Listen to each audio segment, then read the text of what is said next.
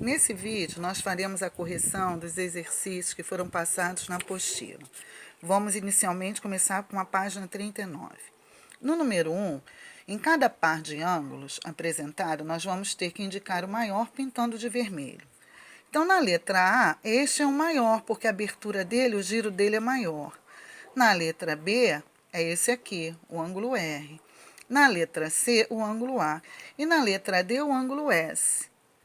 Já na letra E, ambos têm a mesma abertura, o mesmo giro. Então, eles são congruentes, eles medem 35 graus. Logo, não dá para pintar nenhum deles.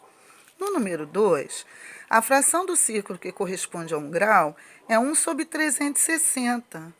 E a fração do grau que corresponde a 1 grau é 1 sobre 360 graus. Por quê?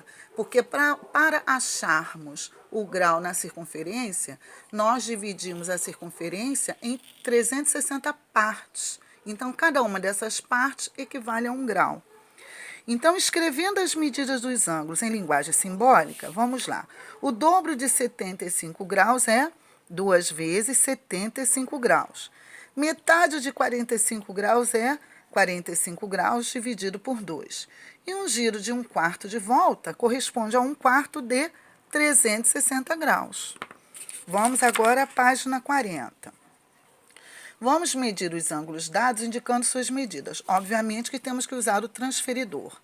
Então, este ângulo alfa mede 50 graus, o beta 140 e o gama 90.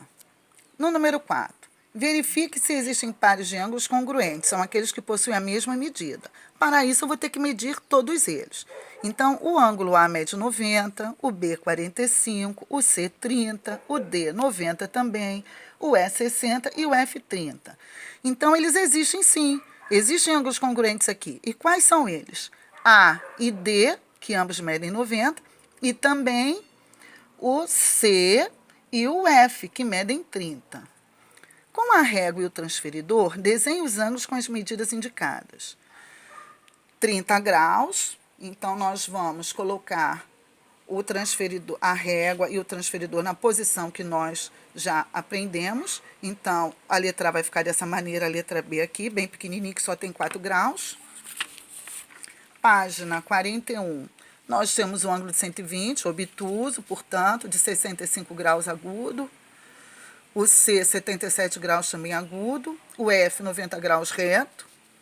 Número 6. Dado o lado RH, construa o ângulo MRH congruente a esse ângulo aqui nas duas posições possíveis. Ora bem, eu já dei esse lado RH. Esse ângulo mede 45. Como ele quer nas duas posições possíveis, eu tenho que desenhar um ângulo de 45 para cima, desse lado, e outro para baixo. Então, na verdade, ao todo eu fico com um ângulo de 90 graus. 45 acima desse lado que foi dado e 45 abaixo, que ele pede nas duas posições possíveis. No número 7, nós vamos traçar as bissetrizes dos ângulos dados. Então, nós vamos pegar o compasso, vamos fazer esse arco aqui, vamos centrar nesse ponto, nesse aqui também, onde esses dois arquinhos se juntarem aqui, né, interceptarem, a gente traça. Posso usar também o transferidor, como foi visto no início dessa apostila aqui. Aqui, nós vamos determinar o ponto P comum às bissetrizes. O que é isso? Eu pego esse ângulo aqui, ABC, traço a bissetriz, bem comprida.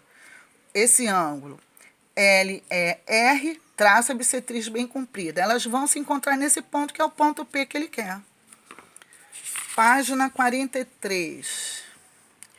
Bom, com base nessa figura aqui da página 42, o círculo ele foi dividido em 4 regiões. Notem aqui, 4 regiões. Se um círculo inteiro tem 360 graus, então cada região mede 90, porque 360 dividido por 4 dá 90. Então, um ângulo cuja abertura mede 90 graus é denominado ângulo reto. Já vimos isso. Vimos também que todo ângulo menor que um ângulo reto é chamado de ângulo agudo. Assim, a medida de um ângulo agudo é menor que 90 graus, mas também é maior que 0 graus. Tá? Então, esse ângulo aqui, ele mede 30 graus, ele está entre 0 graus e 90, por isso ele é agudo. Idem para esse aqui, que mede 70. Todo ângulo maior que o ângulo reto é chamado obtuso. Assim, a medida de um ângulo obtuso é maior que 90 e menor que 180. Então, esse ângulo aqui, ele vai medir 110 graus.